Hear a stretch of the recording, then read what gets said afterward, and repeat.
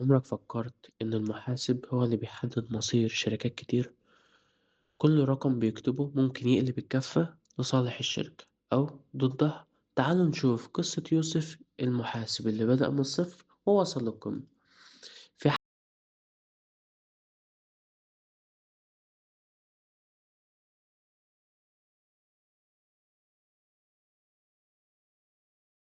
حي عادي جدا في القاهرة كان في شاب اسمه يوسف.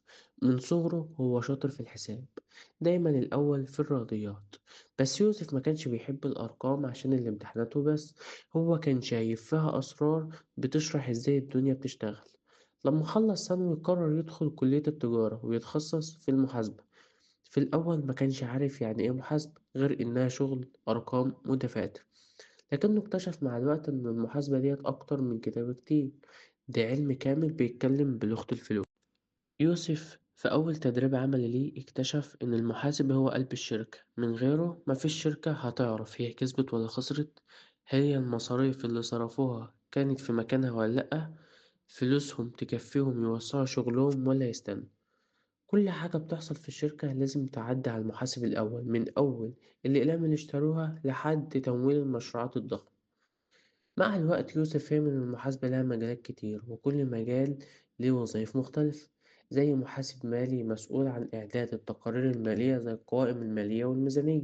محاسب تكاليف بيحسب تكلفة الإنتاج والخدمات عشان الشركة تعرف تكسب إزاي.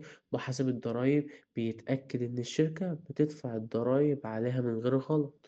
رابع حاجة مدقق الحسابات اللي هو المحاسب القانوني، بيراجع الحسابات وبيشوف إذا كانت متوافقة مع القوانين ولا لأ. يوسف قرر إنه يطور من نفسه وياخد شهادات معتمدة تخليه متميزة، زي مثلا شهادة CPA، شهادة المحاسب القانوني المعتمد، شهادة CMA، شهادة المحاسب الإداري المعتمد، شهادة CIA، شهادة المراجع الداخلي المعتمد، وغيرها من الشهادات الكتير اللي تقدر تميزك كمحاسب في السوق. وكل شهادة من ديت مش مجرد ورق، ده هي بتفتح أبواب شغل في شركات كبيرة ومكاتب محاسبية كبيرة. بعد ما يوسف حصل على شهاداته واشتغل في أكتر من شركة بقى مستشار مالي كبير. كان دايما بيقول المحاسب هو اللي بيخلي الشركة تاخد قراراتها بثقة، احنا مش بس بنحسب أرقام، احنا بنكتب قصة نجاح الشركة.